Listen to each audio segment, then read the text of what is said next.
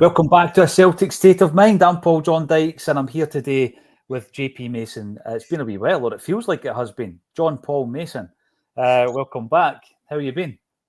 Aye, good man, yeah.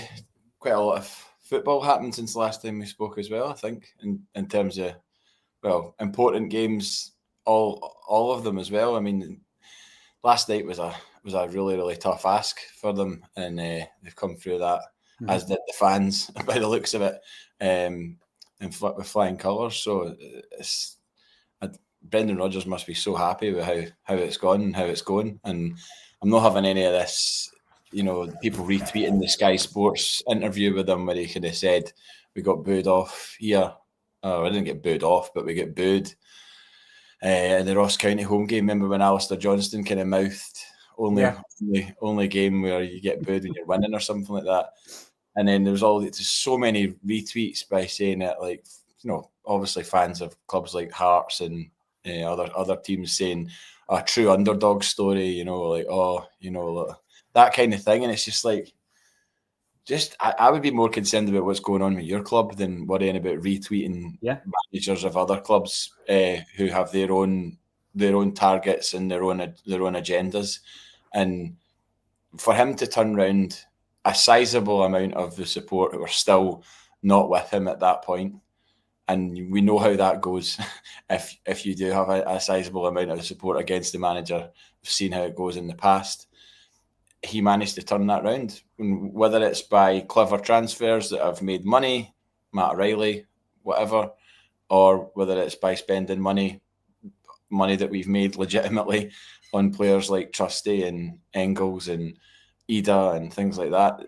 That's how it's come about. It's not come about through some absolute golden touch where everyone's just money's just been fed into the club from somewhere, from some source, from some other country, from some unnamed individual. It's allowed us to develop in the last year. It's the hard work of the players and the coach and the coaching staff. See, it's interesting you've started off with that as a discussion point, because we're talking about mentality, Celtic's mentality. That's the flip side of that, JP. That's the mentality of people who look at someone or something or a business or a football team doing well and think that, almost as if, they've got a cheat code. No, they don't have a cheat code. Celtic are at it every single day. Celtic's financial position has been built up over almost 3 decades.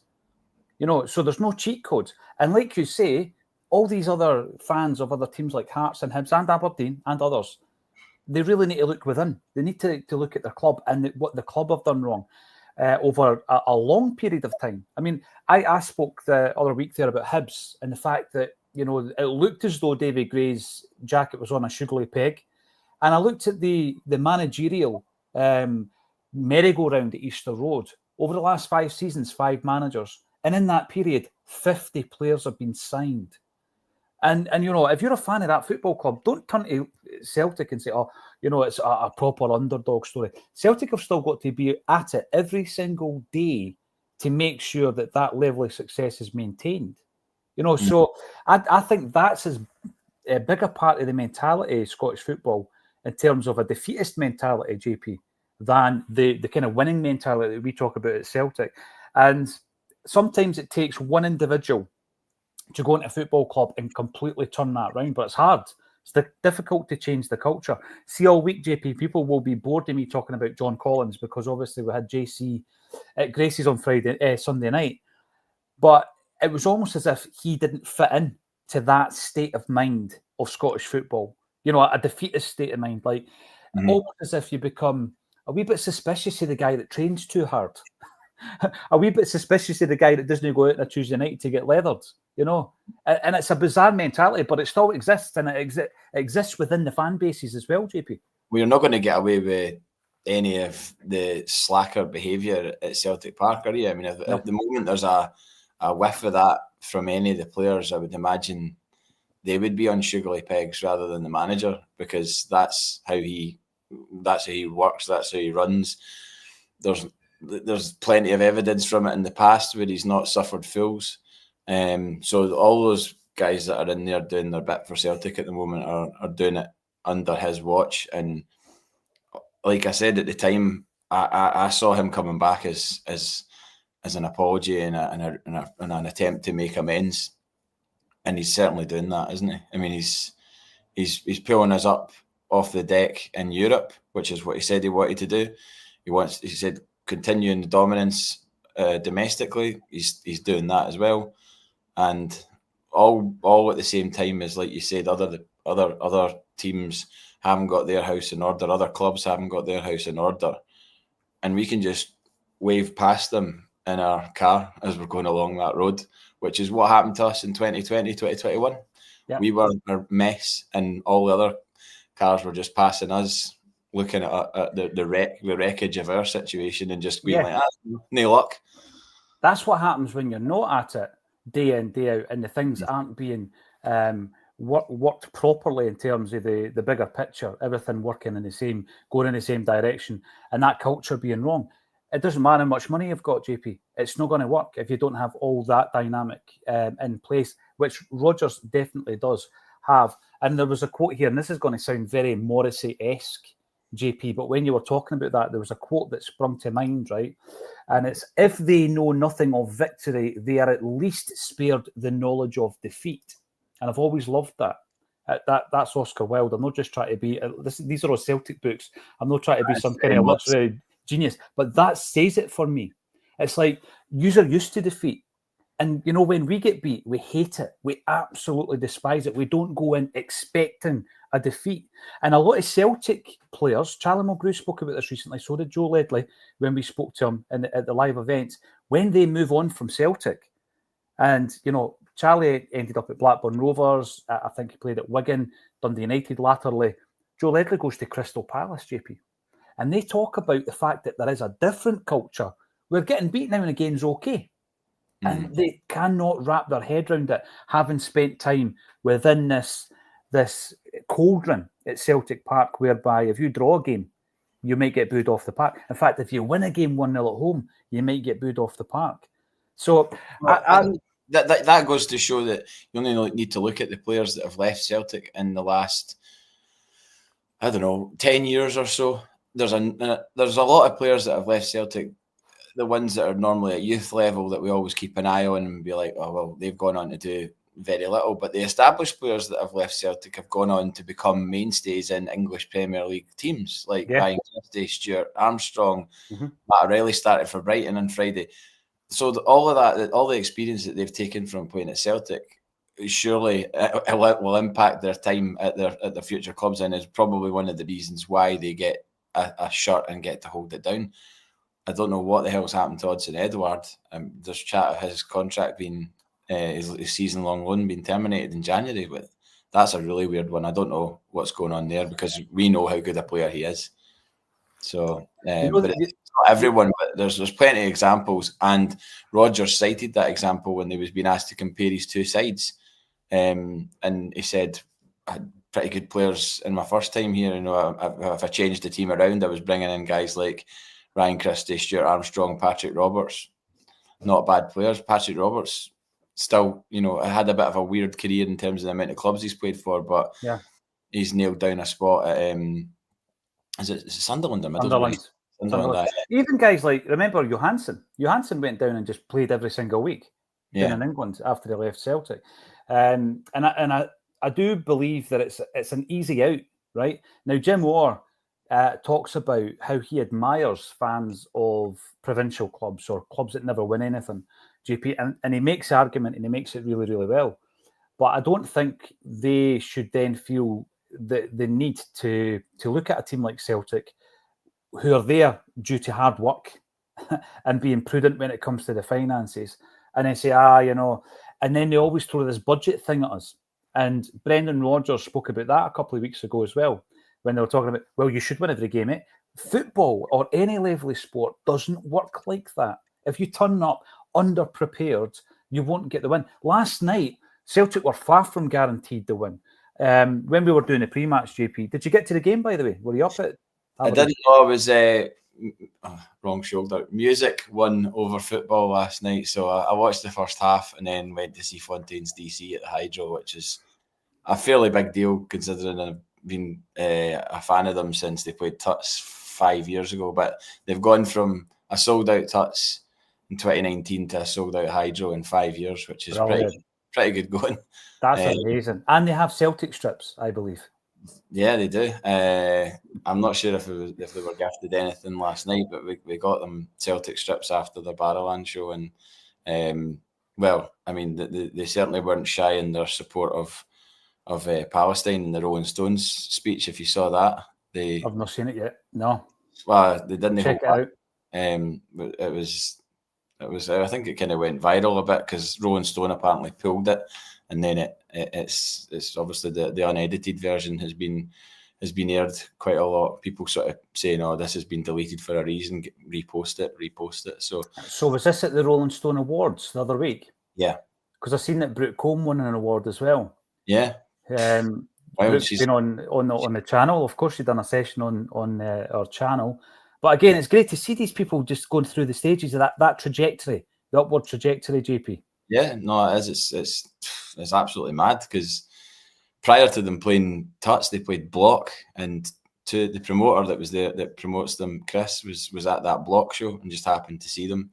You know, it was a kind of a bit of an oasis moment. You know, they just happened to be in the venue that night that Fontes DC were the live band that were playing, and they were playing to about 30 people or something like that, and then here they are. Well, that's 6 years ago, but even still 6 years to do a Hydro. So, but I was frantically checking the scores throughout the sort of first half an hour of the gig because it was obviously 0-0 with us, and then refreshing, and saw the man Hatate, who has been maligned a little bit, but as I've always said, you know that he's capable of doing something like that. He could have a terrible game and then does something like that, which is what we needed clearly last night. You know, it was one of the games, JP, where you thought to yourself, a moment of magic. Now, that sounds like you could attribute that comment to any match. But last night in particular, because of the conditions, which were horrendous, and Brendan Rodgers gave a shout out to the fans who had travelled up there and stood in that wind and rain all night, and never let the club down, never do.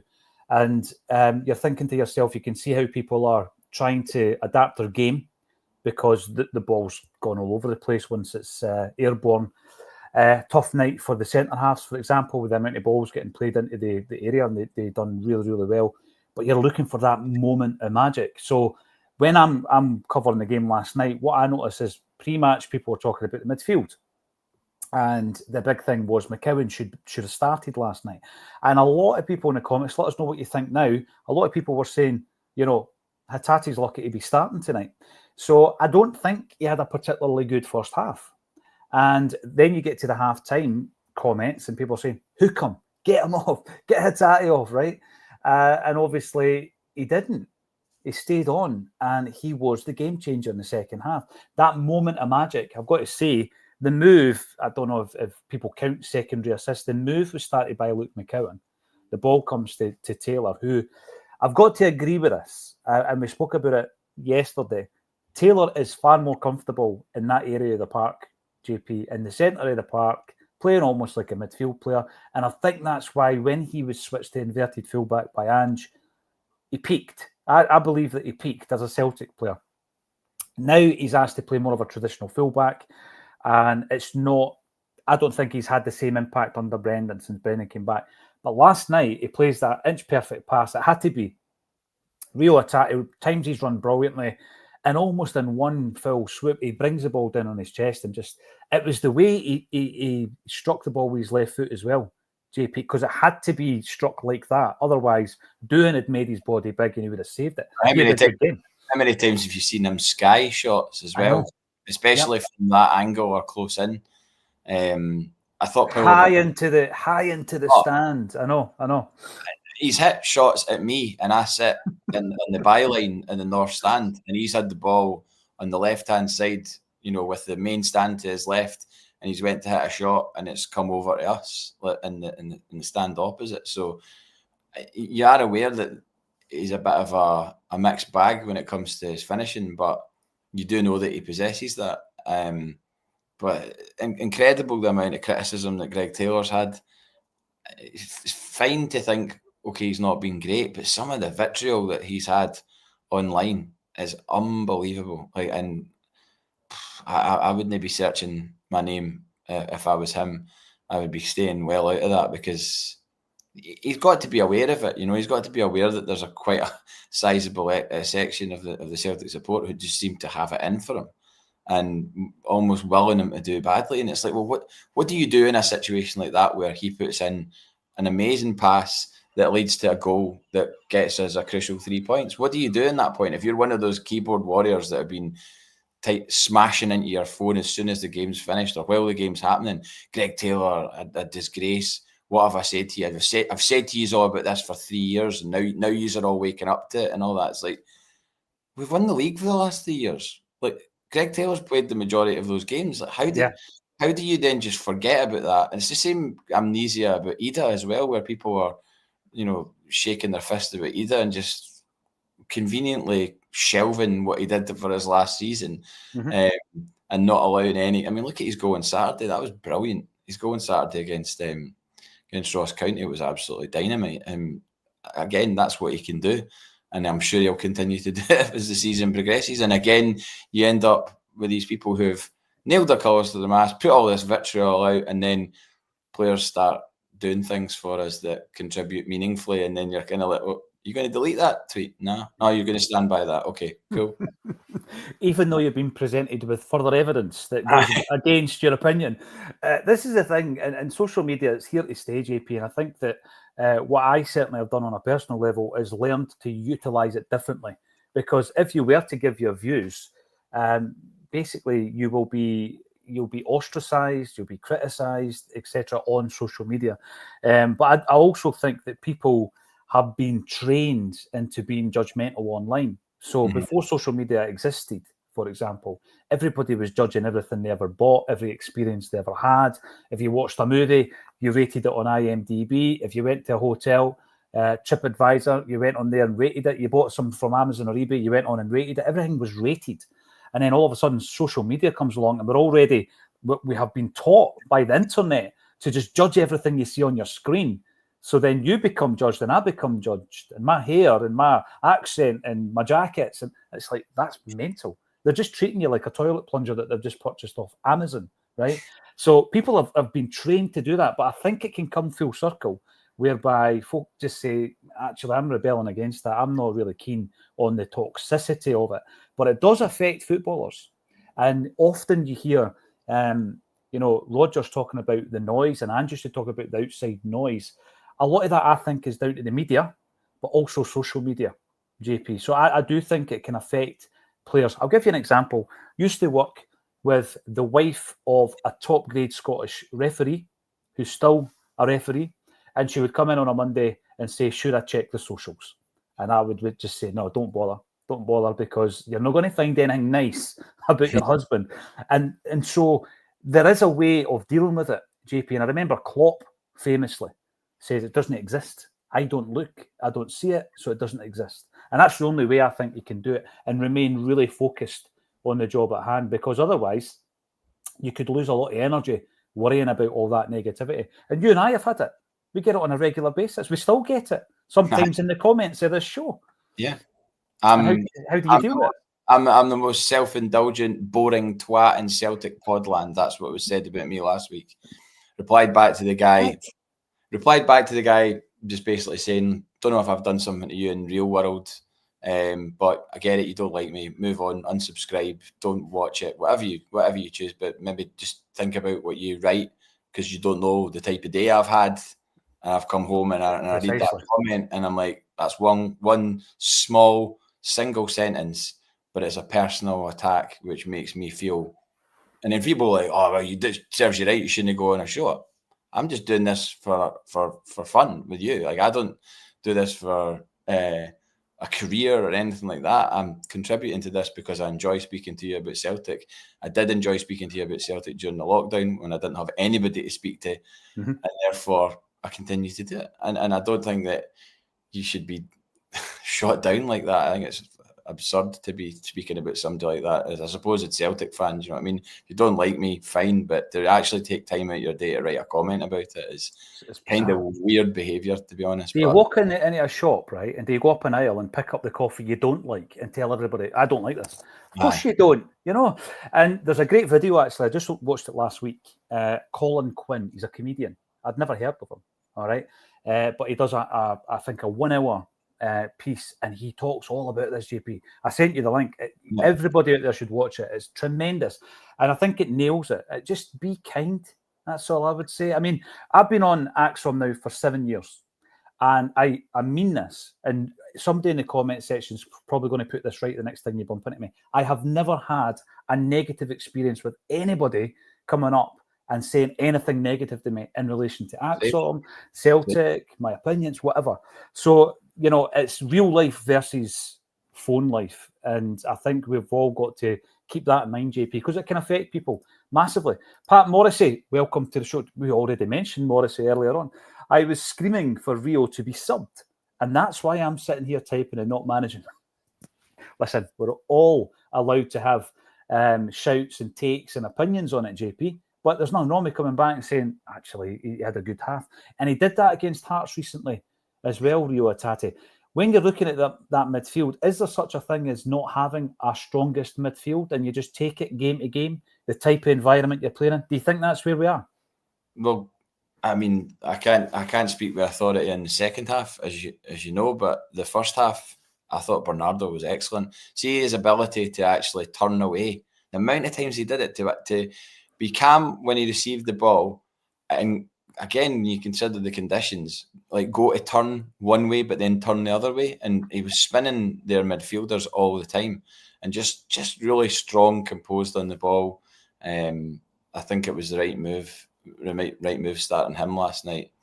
I know there might have been a clamour for McCowan to keep his place after Saturday, and I thought McCowan was excellent on Saturday. His goal was dynamite. I was a bit disappointed for him that it took a wee nick, because when you saw the slow motion replay in the ground, it does take a slight nick off the defender, which takes a shine off it a little bit. But I mean, when you bring a ball out of the sky like that and hit it first time, and it's still a great goal. And his endeavour and his attitude and everything was spot on. And Brendan Rodgers said he's now one of us. He's not a guy that's come in and is still kind of shuffling around, feeling uncomfortable in a Celtic strip or a Celtic training strip. He's contributed, knows that he's good enough to play for Celtic, and probably good enough to play for Celtic in Europe as well. I mean, I wouldn't, if we were suddenly struck down with a bunch of injuries and McCowan had to start against Young Boys or Zagreb or whatever, I wouldn't be like fearful of that. But yeah, I think that there's so many games, but we've got such quality in that central midfield area that you do feel that the appearances are going to be spread around this season, and there's not going to be. I mean, obviously Callum McGregor's your stick on, but there's players that can play around him, and they all seem to work well. There's not like there hasn't been a three where you've gone, oh, that didn't work, or you know, it's maybe down to individual performances. Engels being the most highlighted of late because of his not great performances. But again, there should be, I mean, there's some, again, wild takes on Engels on Twitter as well, where no quarter given for improvement or anything like that. And I was so glad Brendan Rodgers came out and gave the examples. At least he actually named the players he was talking about rather than a sort of vague offensive player on the other side. I mean, did you hear that? Do you know what I'm talking about? Yeah, but again, though, JP, he was like talking about Kuhn saying, "Oh, you have to look to the offensive 100%. Player on the other side." Wild that he was talking about him like that. But the point: have they been told not to mention us by name? Are we like Beetlejuice? Are we not? Or we might appear and give him a fight and say, "There's another treble." I mean, they just don't name us. It's bizarre, isn't it? It's quite. One of the guys was calling us that mob. Remember? I just wouldn't mention it. See, if I was feeling like that, I just wouldn't mention it. I would pick another example. Absolutely. I wouldn't pick an example that allows me to sound like a rambling idiot. But it was two, maybe in the same breath, two examples he gave. So he gives the example of Kuhn, but he also gave the example of fans getting, on top of your team. And in respect to Celtic getting booed last night. So he used that as an example as well. So he's almost saying you should be more like the Celtic fans and get behind the team. And, Kuhn, get behind the players, because Kuhn's proved that you can overcome a sticky start. Bizarre behaviour, but again, they're all happy today. They think they're back in the challenge for the league title, JP. And if that's what they believe, I'm happy with it. Again, I'm not concerned about what they do. They could have won 1-0 or 6-0 last night. It wouldn't really have mattered. They've scored a few goals. Good for them. The most important thing was that we got 3 points last night in a very, very tough away game. And as you said about the fans, like that I almost did wish I was there last night at the same time as I know I was at a gig that I was obviously wanting to be at, but those are the type of games if the trophies are handed out at the end of the season, you think back to nights like that where you've kind of endured a bit as a fan as well. Because a lot of the time, as a fan, you're kind of in an all right situation, really. Like, the weather's not horrendous. You're just watching the game for 90 minutes and you're not moving a muscle. But on a night like that, where you've travelled 3, 4, 5 hours to get there, and then you've got to be completely and utterly blasted by the elements, because you know what that corner bit's like. You're completely exposed. There's no hiding place. So when you've been there and you've been through that with the team, you kind of, just when you see Rodgers going across to the fans at the end and there's a big roar. I remember being there with Martin O'Neill when we beat them, a narrow win. I think Agat scored, and we just sang "We're going to win the league" for about 15 minutes. And I think they went in and then came back out. I think they actually came back out. They brought the team back out to take the applause, because we were stuck in the ground anyway until they let us out. So I know what that experience is like, and it's always a galvanising experience with the players and the fans when you feel like you've gone through that adversity together. We're in it together. That's the message you get, isn't it? It doesn't become routine when the gaffer and the players come up, especially when you've been standing there in the rain and the wind. Lots of good feedback coming. I wanted to share this actually, and this is about Celtic as a football club and Celtic's formation, and some of the ridicule and some of the hatred that was levied towards us from outside forces. And this is I was sent it today, actually, a quote from Willie Maley. "To those amongst us who remember our small beginning and the bitter hostility we had to face in our early days from both the public and the press, this success of the club is, I know, doubly sweet, and they will agree that the bitterness we have encountered at the beginning have made our success all the sweeter." I think that's a tremendous quote, JP. And I take a lot from it. The first part I take from it is the fact that to this day, Celtic success is regarded differently than any other football club success. I remember Alan McRae, who at the time was the SFA president, after I think Celtic had won its second treble on the bounce, we went on to win another couple, saying that Scottish football is boring and we need other teams. We need other teams to win trophies, and we need a strong Rangers, he said. This is all absolute nonsense. It's absolute nonsense, JP. Look at the reasons why Celtic won 4 trebles in a row. It can't all be down to us having this monopoly, us having a cheat code. It's down to hard work, hard graft, getting a number of different things right. I mean, again, talking to, here we go, name drop, John Collins. Again, there he is, the most named Celtic footballer on this show all week. He was talking about the process of signing a player. From the moment that you identify the need for a player in a certain position to the moment that you sign them. And it was unbelievable, the journey that the manager goes through, from scouting to the use of data to then having a budget and then having almost like a 1 to 4 in terms of your hit list, JP. So this January, there will be similar circumstances for Brendan Rodgers, and then going for your number one target and not getting them, and then going for your number, and the whole process. And then when you think about that process and you think about the fact that we signed 10 players last summer, you think that's bonkers, the amount of moving parts involved in bringing that amount of players to the football club. And they're not always going to work out. And all it takes for me, I think, is a couple of bad transfer windows, the loss of a manager unexpectedly, a run of horrific refereeing decisions, and all of a sudden there isn't a gap. You might not even be winning the league. The pandemic, for example, that threw a massive span on the works. So I think that when you have the success, you've got to enjoy it and you've got to be given the credit for it. There is a bitterness that come from Willie Maley, who passed away in the 1950s. And I think all these years later, 70 years later, we are still faced with that same bitterness from the press and fellow football fans of other teams, JP. Which is why there was great delight taken in our downfall in the mid-90s, when we were nowhere to be seen, when the prizes were being handed out. A 6-year wait.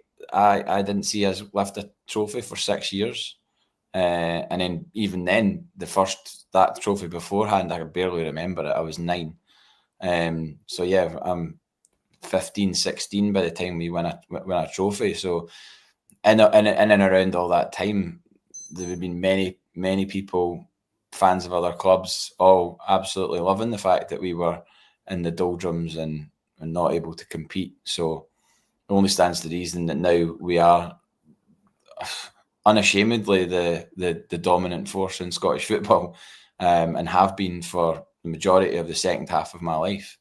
And that's my life, not like a couple of years.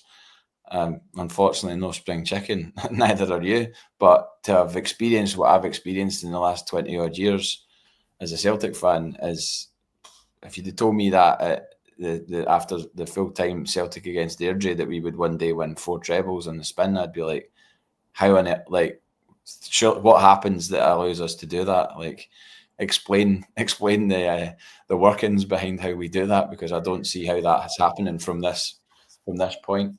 No, and when people ask me about my favourite Celtic moments or the favourite games, I always cite the 1995 Scottish Cup final as being number one, right? And I obviously I've lived through the success. I always have that because of the pivotal nature of getting that monkey off your back and getting a trophy in the cabinet. Because the 6 years between 89, where we beat Rangers and we smashed their treble hopes, to 95, what happened within that period was absolutely horrific. People going about the 9 in a row period, and yeah, it wasn't great. Of course it wasn't great, but it was that period really that stung for me, JP. And only when we got that first trophy, then we get back to Celtic Park. It felt as though we were on an upwards trajectory at that point.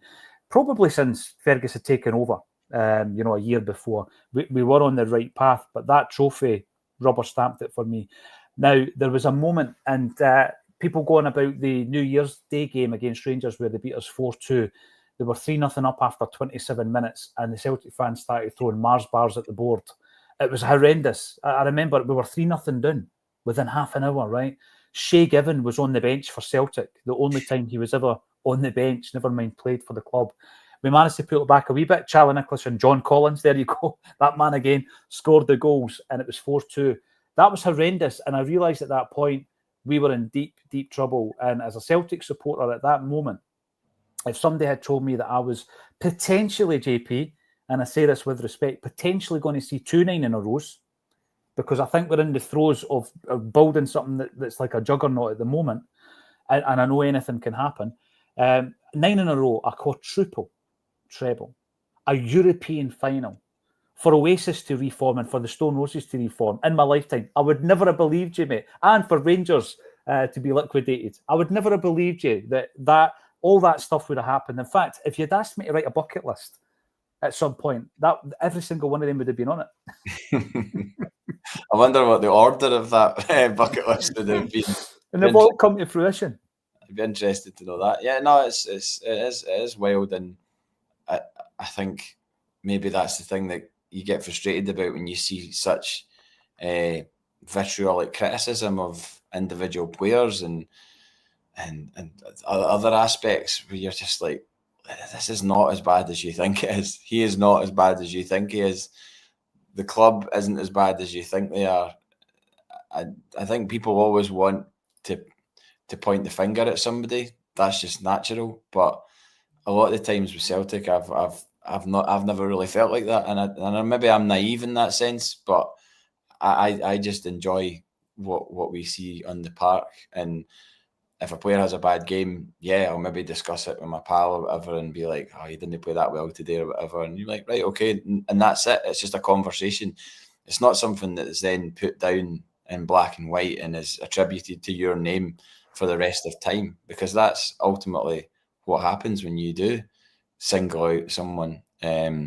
So yeah, I think that's possibly a reason why I am not that type of person, is because I appreciate this, what we're living through, because it's unprecedented, isn't it?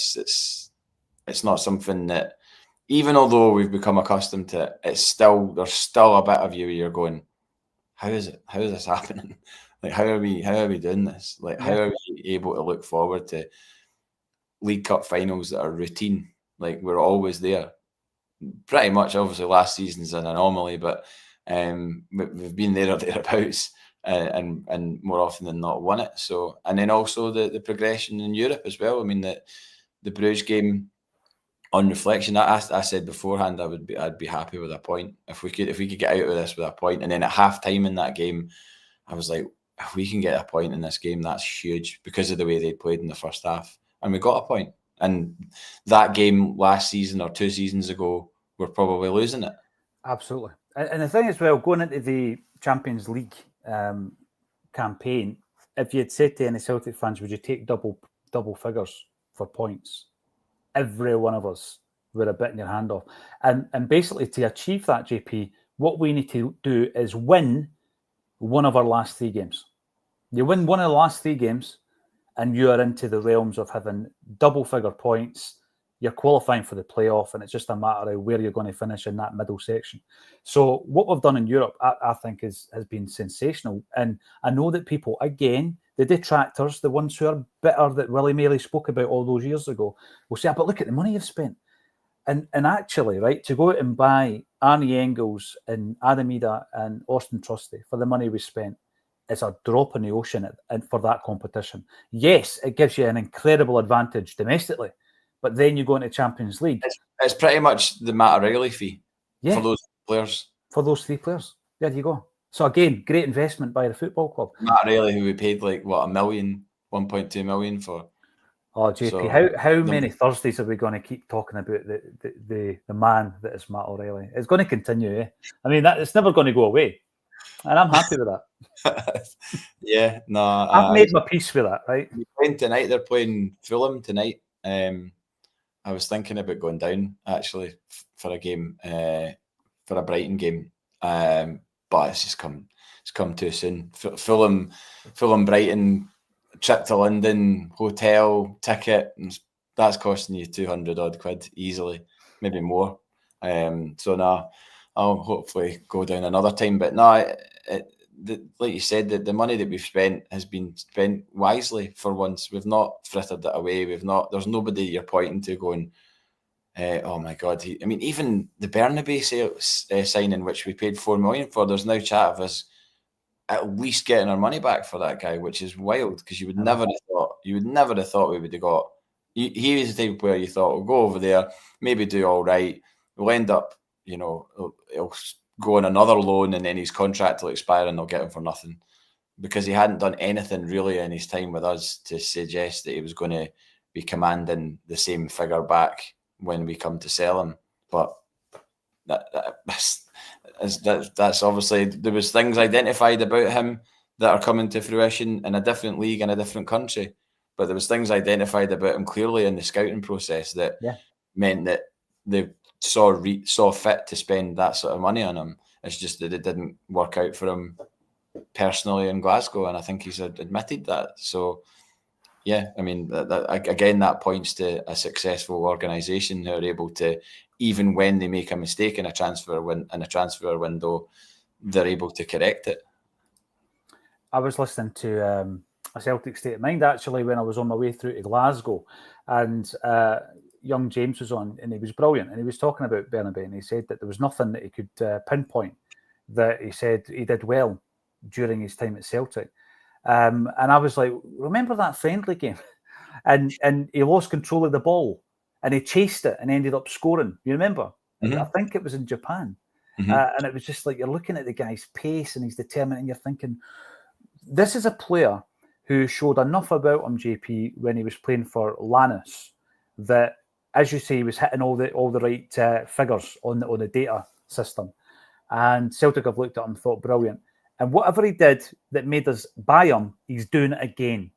And I think the point I would take from this is that wee bit in the middle when you're at Celtic, that's a different animal. And that's the mentality we're talking about. It's the expectation of winning every game. It's not winning a header at the back post against Kilmarnock and that being a disaster, because it was last season. Mm. And that's the kind of thing. If you don't have that mentality, it's very, very difficult to then embed it in a player who's already maybe 5-6 years into his football career. And that's why, again, I'll go back to people like Callum McGregor, James Forrest and Tony Ralston. I do think we need a core group of players who have had that from a young age. You know, they've been part of the fabric of Celtic. They know the expectations of the club and the support. And that's why I think we always need a core of that. You take that away and you've got 11 football players from probably somewhere in the world who may not really care about the football club. They might be using it as a platform. It might be a job for them where they go to a club for a 3-year period and move on. And I just think that heartbeat of the club has to be the core group. And I love it when a player with no association to Celtic buys into it. Get the likes of Alistair Johnston in the current team or Joe Hart last season. These guys that come to Celtic and absolutely indulge us because they fall in love with the football club and they get what it means to the support. And it's nothing against Bernabé. I've said this before. Bernabé and Palma and all these players who will be surplus to requirements are all excellent footballers, international kind of level in Palma's case. But if it doesn't work out at Celtic, just move them on. And that's not being overcritical. And by the way, what we were saying earlier on isn't that you can't criticise. Criticism is part of football. Yeah, absolutely. Without criticism, you can't improve. I mean, because it's a part of the feedback process, isn't it? If somebody criticises us for our opinions of what we're saying, then that's kind of what the comment section is for. I wouldn't have expected the comment section to be a platform to just abuse personally the people that are talking about Celtic or football or whatever. And by the way, it doesn't happen live, because if it happens live, we are able to block it. It tends to happen, JP, after the event in the comment section or on social media. And here's an example for anybody who doesn't know, and it's been dealt with and all the rest of it. So I'm not sitting here saying, give me sympathy. But my home address was published online. It was published online to the point where I had to get 24-hour CCTV installed in my home address. That's absurd. For doing what? Have an opinion. And by the way, I don't know who was responsible for it individually, but it wasn't a Celtic fan that did it. But that's the kind of thing, simply for having an opinion on a football club that you've been born into and loved all your life and will continue to love. They think it's all right to try and put you in threat, you and your family and your property in threat. That's absolutely absurd. But that's the world in which we live, JP. So you take it on the chin. I wouldn't criticise someone just for the sake of it or give personal abuse. But I think it's all right for me to say, right, Mike Nawrocki's played 9 minutes of football for Celtic this season. We paid £4.3 million for him. He's barely in a squad. I think we should sell him because he's not good enough. I think that's all right, because I'm not criticising him as an individual player. I hope he can move on and play football elsewhere, because he's not going to get a game of football. I mean, he definitely will. You've got no doubt about it. He'll go on once he leaves Celtic, which I would imagine will be pretty soon, because the writing does seem to be on the wall for him in terms of his chances. He's how many places down the pecking order do you think he is? Is he fifth choice? He's below. I think he's below Stephen Welsh.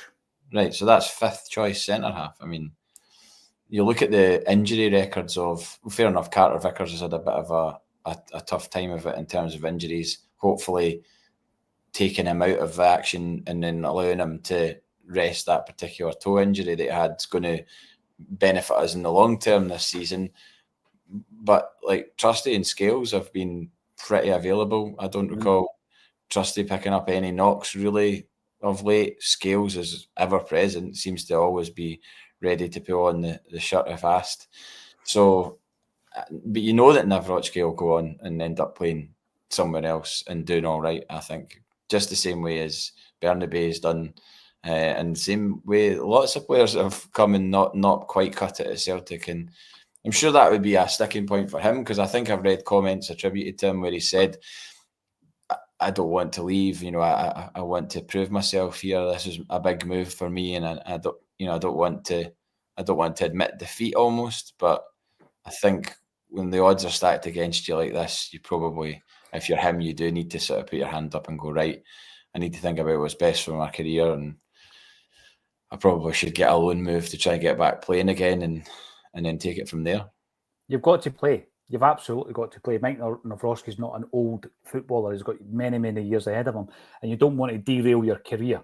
You've seen what that can do to even a player like Jota, the class that Jota has. When you're on that trajectory that I was talking about yesterday, and then all of a sudden you get derailed, JP, it's hard to get back into that groove and to continually improve. But it's nothing. It's never anything personal when we're talking about a player and moving them on. I mean, we quietly moved on a striker this season called O, who is still only 23 years of age. JP, he's 23-year-old. He's got loads of football in him. But if you're not going to play, go and play somewhere else and enjoy your football and score goals. He scored maybe 1 in 4 since he left the football club. Odin Holm. I mean, when's the last time we've seen him? On the Christmas video. That was the last time we've seen Odin Holm. He's a young player that needs to play football. He needs to go out and play every single week. He's not even in the Champions League squad. Some great points coming through. Barry McCluskey says, name dropping is not cool. David Bowie told me that. Thank you for that, Barry. And we've also got Kaiser. PGD, there is nothing wrong with sourcing information and naming the source, even if it is always John Collins. Well, there you go. Johnny Collins, always been a hero of mine. And again, even when he was on getting spoken about, a lot of people went on about the manner in which he left the football club, and someone said never a Celt and all this kind of stuff. He supported Celtic all his life. The Urban Culture, that cowboy outfit PJ had on last night was worthy of abuse. You're going to have to, if you've never tuned in, you're going to have to watch it back, ladies and gents. I mean, I can't confirm or deny that I was wearing a cowboy outfit. Strange Love the Doctor. We live in a bucket of crab culture, and social media thrives on controversy and criticism. It's a match made in hell. It is. But it's here to stay. It is here to stay. The crab culture in a bucket, obviously, they never let you escape, do they? They just keep pulling you back into the bucket. Danielle, I agree with you. You are allowed to criticise players. Taylor had a good game last night, but that's not been the norm this season. He's been very poor. I'm more concerned, JP, about the left-back situation as a whole. I don't think we have got a stick-on left-back because of the nature of Taylor's contract, Baye's loan deal, and Bernabei 1 foot out the door. That's, for me, the most troublesome area of our entire squad at the moment. Yeah, it is, and it's got a load of question marks in. And I would agree with Daniel, you are, capital letters, allowed to criticise players. Of course you are. But you could show me 5 quotes or tweets or Facebook posts or whatever about Greg Taylor, and I could pick out the ones that I think are fair, and then I could pick out the ones that I think are completely offside. And the ones that are offside number many. And I just don't know how people can read the things where it's just so vitriolic, and you would honestly think that the guy had never done anything for us at all. Like, you would never think he'd contributed to any title, trophy, or European success. Nothing. It's almost like they've just flicked a switch in their head, and the guy's surplus to requirements, and he's pretty much dead to that person, and therefore they'll just speak about them in that way. So yes, you can have a conversation, an attempt at a mature conversation where you actually talk about the merits or lack of merits of a player in a game, but to resort to just absolute name calling and torching the player's legacy at the club, I just think that's unbelievable. But yeah, the left back situation, we're now a month out from a scenario where Greg Taylor can speak to other clubs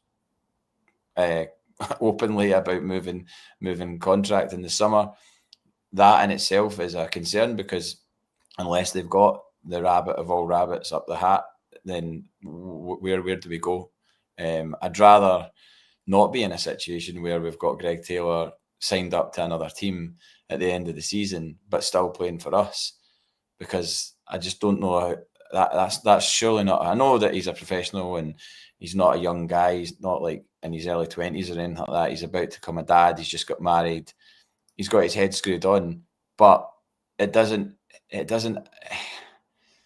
goes back to the Ryan Christie thing. If your head's out the door, then you know you're worried about the level of commitment. I'm not saying he wouldn't be committed, but I just don't like the idea of having to rely on somebody who knows he's already going. What could work both ways. It could be like the Joe Hart thing, where Joe Hart announced in late January, early February this year that he was going to retire. So that because he knew that was a big debate for the following season, the goalkeeper, and he wanted to remove his name from that subject. So it was a case of, well, we know what's happening with Joe Hart. We know that he's retiring, full stop, from football. So therefore, a new keeper is a must. But I don't want that to be the same with Greg Taylor, where he's like, oh, I'm moving to wherever, and we just know that that's on the horizon. I just don't think it's the same thing. A player retiring completely from football, or a player knowing that he's going to play somewhere else, does he hold back on tackles in the last few months of the season?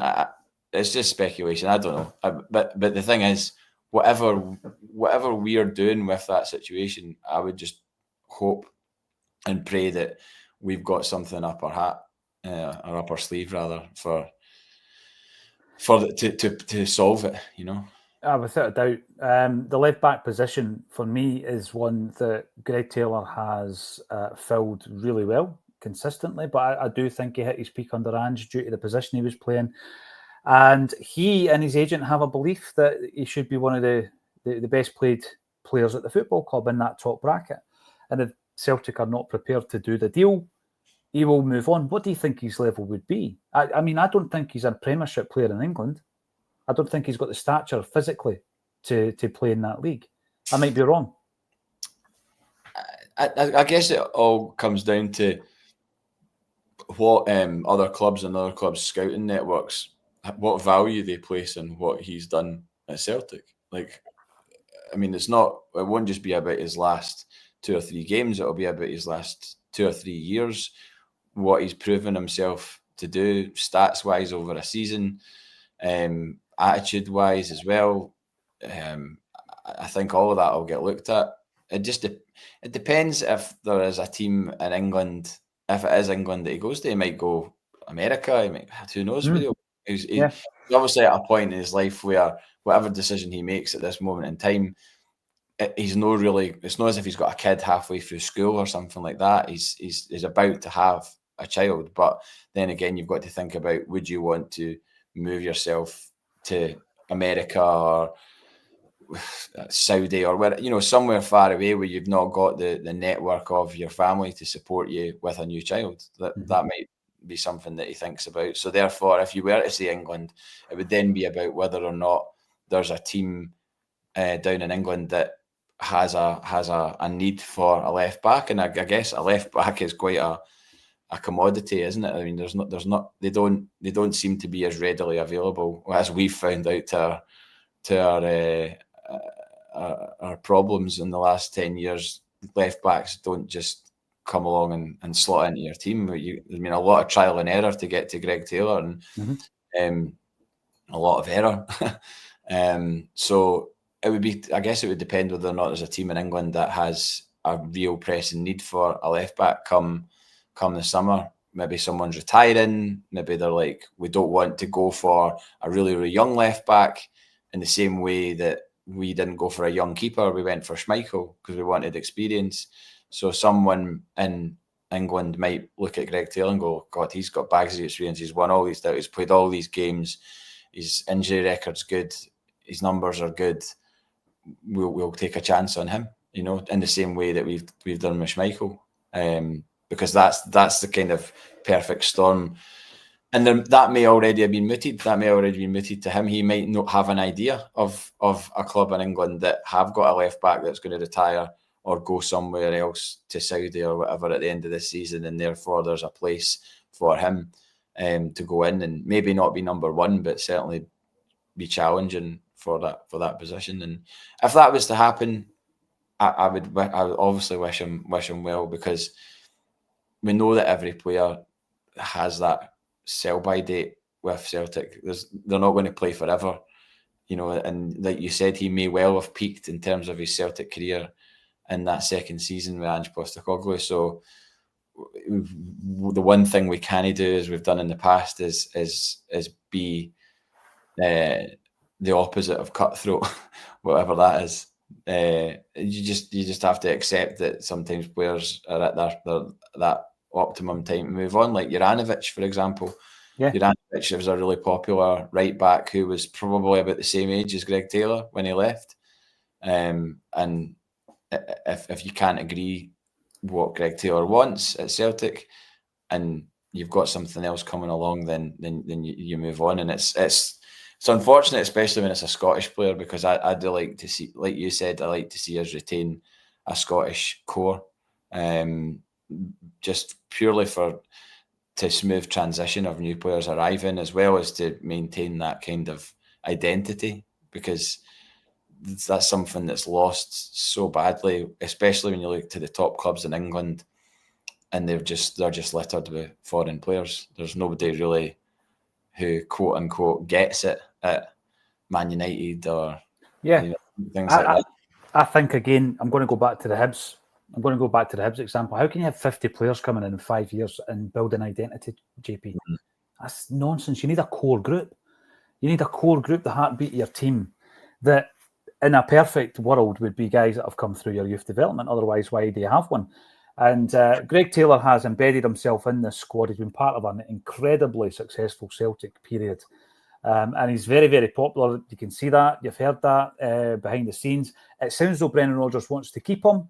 But at that stage, JP, basically he's telling the money man who deals with the contracts, I want to keep him.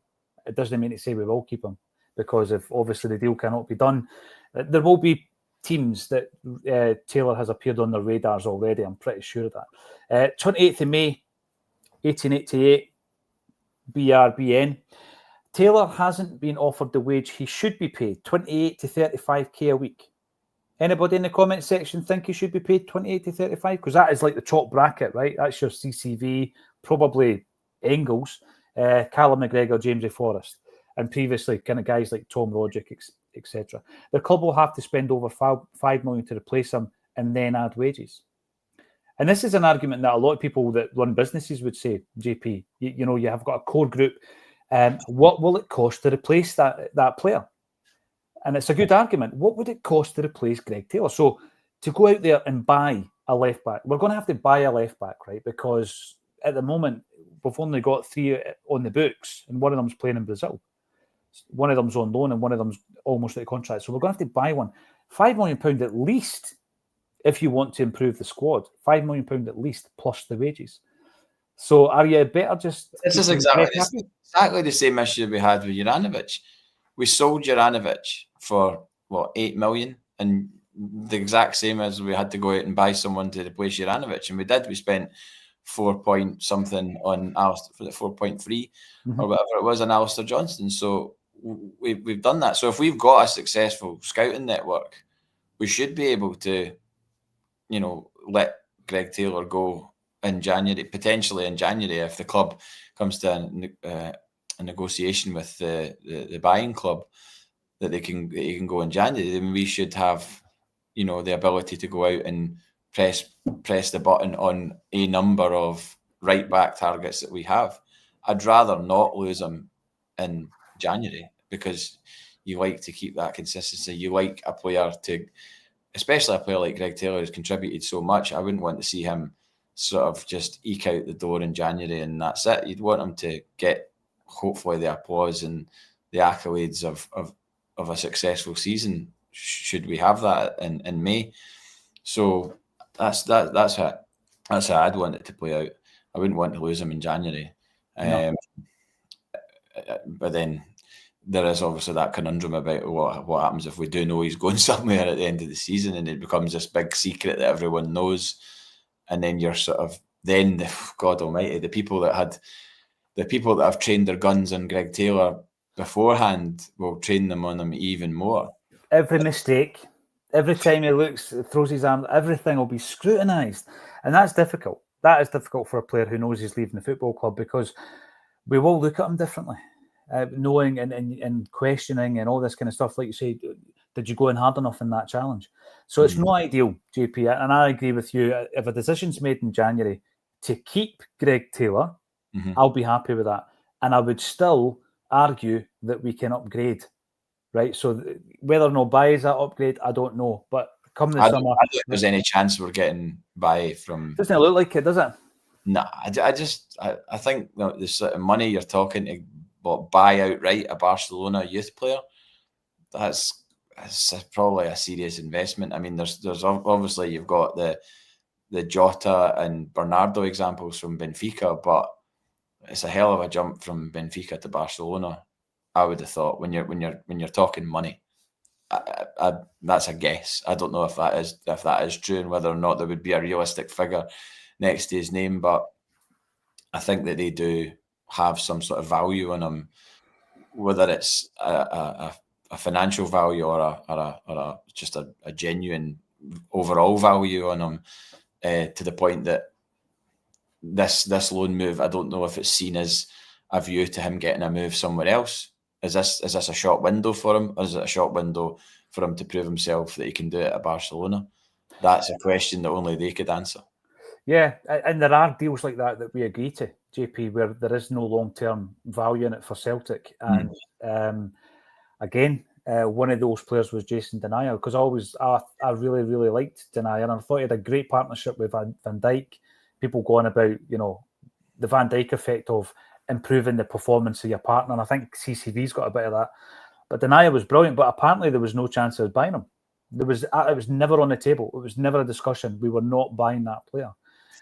So yeah, it could be that situation. One way or another, it's a scenario we need to sort out. And or it becomes the Adamida thing where we don't agree with a fee. He plays well for us over the course of the season. I think if you were to ask people to, rate Baye out of 10 so far this season, I'm pretty sure you would probably give him a 7. I think, would it be harsh to give him less than that? I don't know. I'm just plucking that out of what I've seen him play with my own eyes. I've seen him make some mistakes, obviously down to lack of experience, but I've also seen him do some really, really good things and contribute meaningfully to this Celtic side and be relied upon in big games. Like, he's played in Champions League. He started away at Atalanta, didn't he? Yep, and when he came on against Borussia Dortmund, he was one of the only players that got pass marks. I do think he's shown a bit of resilience, but he's also shown some naivety in his play. But that's understandable. Totally understandable. But I wonder if the same situation, if we then at the end of this season sit down with Barcelona and go, right, what about a full-time move for him? What fee? We're talking 8 million quid or something? Oh no, baby, more than that. I think they would probably be willing to. They'd be like, right, well, we're Barcelona. He's just played the season for you. He's helped you do this, that, and the next thing. 12. Start at 12. I mean, again, you've got to look at the amount of money that they are moving around in terms of transfers and everything else. And also, have they not just recently come through a financial time of it in terms of... Yeah. What I'm going to do, JP, I'm going to look at the transfer fees that they command for academy players. I'm going to have a look at that before we talk again next week, because it would be interesting to see what they've been commanding in terms of, youth graduates. Is it 8 million? Is it 12 million? Because if it goes to 12, then you're into the Arne Engels kind of space, aren't you? And when you then compare Bernardo, Portuguese under-21 captain, who had Champions League experience under his belt, and we got him for like 3.5 million, you think, that's a bargain. That is such a bargain. I mean, I'd rather spend the money on a player like him. But can you imagine spending 12 million on a left back? That's a bit, I mean, I don't know if that's a world that I'm quite ready for. Mate, anything can happen. As I say, the Stone Roses reformed. So did Oasis. We've won a quadruple treble. My lifetime, the things just keep happening. There's going to be probably an alien invasion in the next couple of months. Hey ho, we're going to just take it in our stride. Some brilliant comments. I want you to use one of JP's points, one of his latter points, and let me know in the comment section if you were to rate Baye so far out of 10. What figure are you giving him? JP suggested a 7. Do you agree with that? Would you give him it higher? Let us know in the comment section. And a wee announcement for you. We do have one final gig this year. It's 19th of December. It's at Barra's Art and Design. Brilliant venue. And it's with the Centenary Boys, or 3 of them anyway, Roy Aitken, Peter Grant and Pat Bonner. But I've just had confirmation that the music will be performed by Liam McGrandles. So Liam McGrandles, who I think sold out St. Luke's this year or last year, he will be providing the live music. The tickets, we're into double figures now. We're at that stage where it will sell out, but you can get them for 50% off. There you go. Acsom 1888. That's your promo code. Thanks, everybody, for getting involved, and thank you to JP Mason for joining me on A Celtic State of Mind. Cheers, Paul.